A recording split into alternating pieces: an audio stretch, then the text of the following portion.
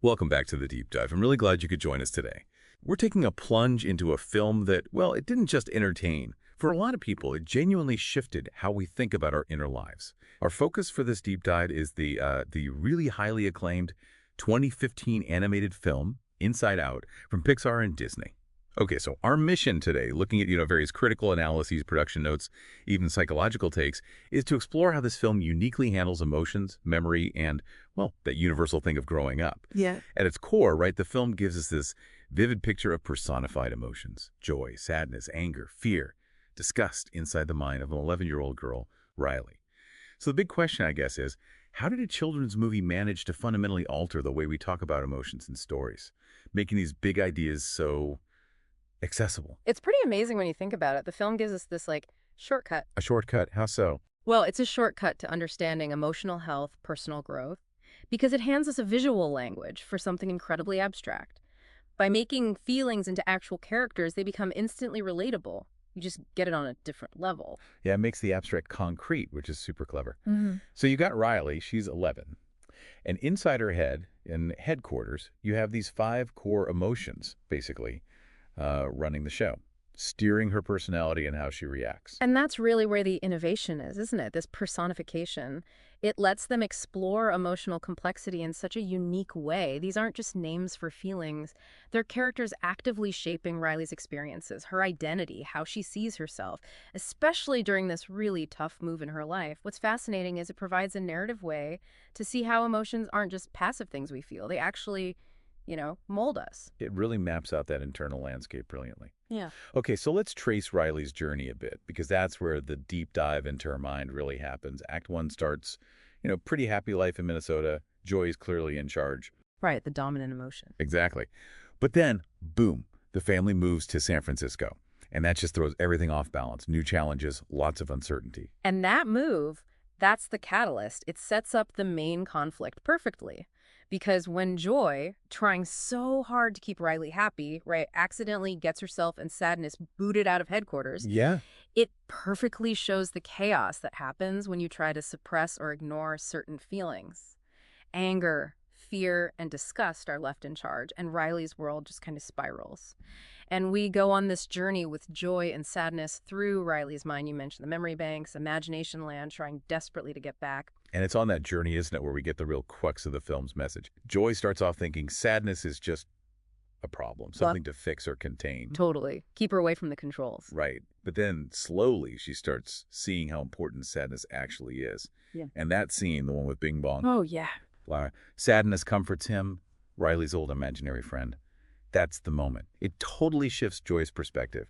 She sees sadness isn't just about feeling bad. It's about connection, empathy, processing loss. Exactly. And that realization is what leads directly to the resolution. Riley, through her emotions working together, finally learns she can't just bottle things up. It ends with her embracing both joy and sadness, letting herself feel everything, which allows her to reconnect properly with her parents. It drives home that message. All emotions, even the difficult ones like sadness or anger, are necessary for a balanced life.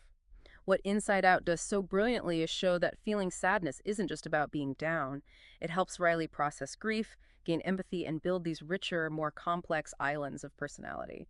It's about integrating discomfort to achieve a deeper kind of well-being. That integration idea, that's so central. Let's dig into some of those deeper themes now. First off, emotional intelligence and just complexity. The film shows these emotions interacting, sometimes fighting for the control panel. Yeah. It really highlights how messy and complicated our inner emotional lives are. And it shows that pushing emotions away, like when joy and sadness get lost, well, that actively harms emotional growth. It messes with your mental state. That's such a key takeaway. If you connect that to the bigger psychological picture, it underlines how vital it is to acknowledge all our emotions. The film really reinforces that you need the whole spectrum for mental well-being and, crucially, for building healthier relationships, too. It's not about chasing constant happiness, but about having the full toolkit to navigate life. And closely linked to that is the theme of emotions and memories, how they're intertwined. The movie does such a fantastic job showing that feelings aren't separate from memories. They influence how memories get made, Yeah. how they get stored, consolidated, and how we recall them later. You see it with the memory orbs changing color based on the feeling attached. And that connection is absolutely pivotal. It's fundamental to understanding how we develop, how our identity forms. It clarifies how our experiences and the emotions tied to them literally build who we are over time. And then there's that really universal theme, isn't there? Growing up, the bittersweet nature of Oh, change. classic Pixar territory there. Totally. But they handle it so well here. Riley's core memories start out pure yellow, pure joy, but as she grows, they become multicolored, blended. It captures that feeling of losing some innocence, but gaining complexity, learning to accept all parts of yourself. It really nails the nuance of adolescence. Absolutely. And that complexity, that honesty is why it works for everyone. It's got the fun, the adventure for kids, but these deeper layers for adults. That multi-generational appeal is, I think, a huge part of its success. It fosters empathy because everyone, regardless of age, can recognize those internal struggles. It's a pretty unique achievement in storytelling. It even touches on some philosophical ideas, doesn't it? You could link it to something like Aristotle's concept of eudaimonia. Right, that idea of human flourishing. Exactly. Not just happiness, but a sort of complete well-being that comes from experiencing and integrating the full range of human emotions. The film suggests true flourishing.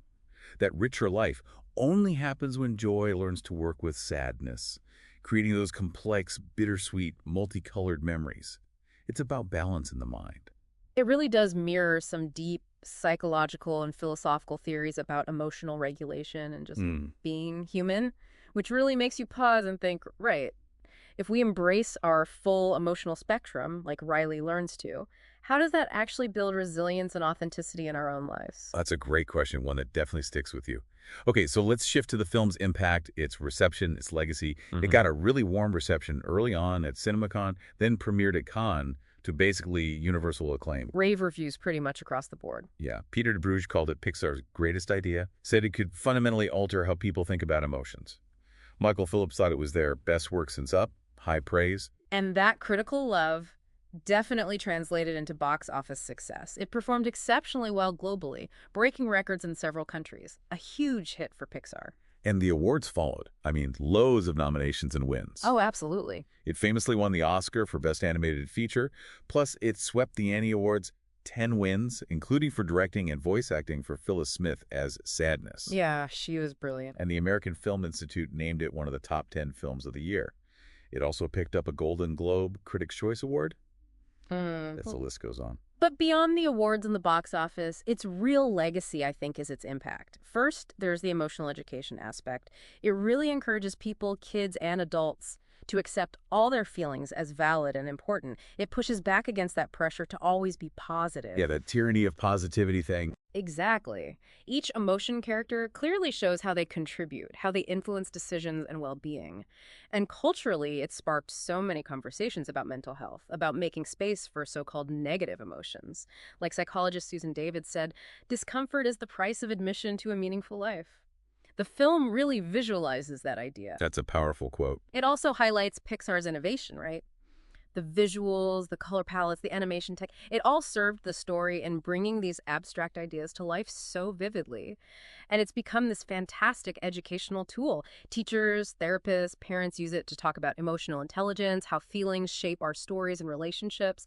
So yeah, it's more than just a movie. It's become a cultural touchstone, a lasting reminder about emotional health that really connects across generations. It's amazing how much one film achieved. And for folks wanting more, the home media release was huge, too. Came packed with extras, commentary, behind-the-scenes stuff, those short films like Riley's First Date. It was a bestseller. It gave people even more to chew on. Definitely. So wrapping up this deep dive, it's pretty clear Inside Out is, well, way more than just animation. It's a story that offers these incredibly deep insights into real human emotions, memory growing up. It just hammers home the value of understanding and, maybe more importantly, accepting our full emotional range. Absolutely. And it leaves you with that thought, doesn't it? If our own internal headquarters has all these complex characters, how does understanding their interplay, like Riley learned to, change how we navigate our daily lives, our decisions, our interactions? Maybe take a moment to think about your own core memories, what emotions are attached to them. It's fascinating stuff. A perfect thought to end on. Thank you so much for joining us on this deep dive into the mind, memories, and emotions of Inside Out. We hope it sparks some thoughts for your own exploration. We'll catch you on the next deep dive.